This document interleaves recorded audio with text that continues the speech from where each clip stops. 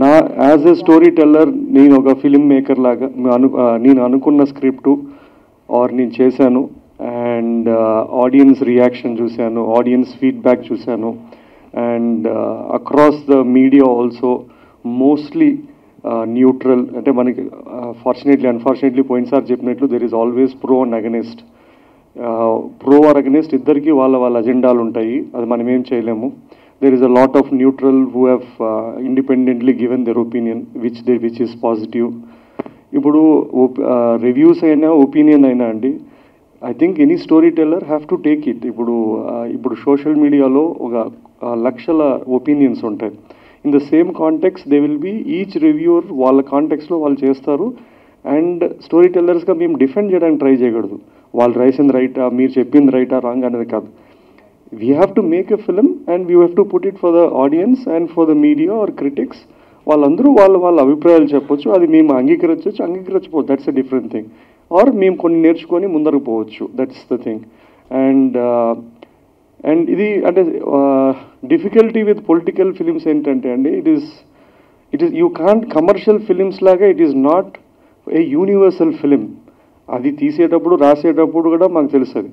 So it will have its marketing అయినా లేదా first day వచ్చే ఆడియన్స్ అయినా ఎలాంటి కైండ్ ఆఫ్ ఆడియన్స్ పొలిటికల్ సినిమాని పొలిటీషియన్ బేస్డ్ ఇది ఎంత మనము ఒక యూనివర్సల్ ఎమోషన్ అనుకున్నా కూడా దాన్ని ఎంటర్టైన్మెంట్గా తీసుకుంటామనే audience they might be limited or they might be as many as possible. We don't know the cinema will show if at all a kind of premise of స్టోరీస్కి ఉంటుందని.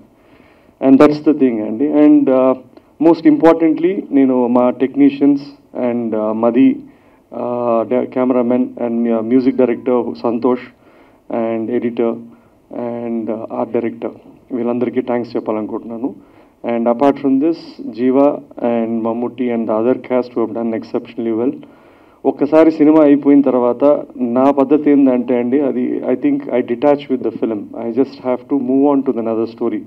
దీన్ని నేను I can't go on justifying or doing what it is లేదండి.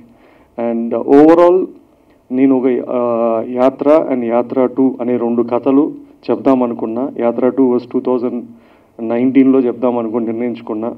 ఈ కోవిడ్లు ఇవన్నీ వచ్చి ఈయన 5 ఏళ్ళ తర్వాత బతుకుండి ఇంకా అదే రోజు సినిమా చేసి రిలీజ్ చేసుకున్నాం. That is something which is good enough and that is fine. And thanks to the audience and I hope ఇది ఓన్లీ 1 day అయింది కాబట్టి we will figure out how the audience are going to watch it for the next few days or something.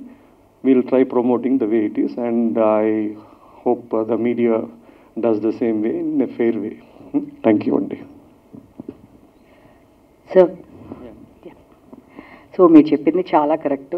అంటే కొంతమందికి నచ్చొచ్చు నచ్చకపోవచ్చు, but అందరూ audience కానీ ఉన్న question ఏంటి అంటే వైఎస్ షర్మిల గారిని ఎందుకని చూపించలేదు? One of the family member, ఆవిడ కూడా పార్టీకి చాలా కష్టపడింది, ఆవిడ కూడా చాలా చేశారు, బట్ ఎందుకని దీనిలో మీరు వైఎస్ షర్మిల గారిని చూపించలేదని చాలామంది ఆడియన్స్ కూడా అడుగుతున్నారు. సో దీనికి మీ ఎక్స్ప్లెనేషన్ ఏంటి? నేను I have clarified even before the cinema అండి. నేను ఎప్పుడైనా ఏ కాంటెంట్ చేసినా నా ఆడియన్స్ నేను ప్రిపేర్ చేస్తాను. నేను సినిమా చూశాక అరే ఈ క్యారెక్టర్ లేదు అనేది ఎప్పుడు కూడా షాక్ వాల్యూ ఉండదు. లాస్ట్ 1 month గానే I have put out saying that ఈ క్యారెక్టర్స్ లేరు. నా ప్రీవియస్ ఇంటరాక్షన్లో కూడా నేను చెప్పింది ఏంటంటే, నేను ఎంచుకున్న కథ తండ్రి కొడుకు ఇచ్చిన మాట. ఒక 2 గంటల్లో నేను ఆ లైన్ని ఆ కాన్ఫ్లిక్ట్ కావాల్సిన క్యారెక్టర్స్ కానీ సన్నివేశాలు కానీ రాసుకొని డ్రైవ్ చేసింది.